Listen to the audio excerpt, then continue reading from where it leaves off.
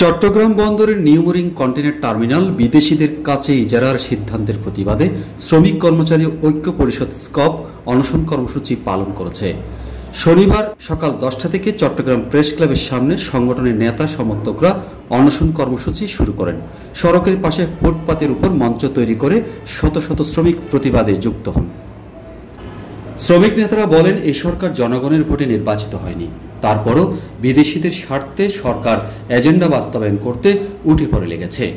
অন্যান্য দেশের মতো বাংলাদেশে একাধিক বন্দর নেই। দেশের সিংহভাগ আমদানি রপ্তানি যে বন্দর দিয়ে হয়, সেই বন্দর বিদেশি কোম্পানিকে কেউ তুলে দেয় না।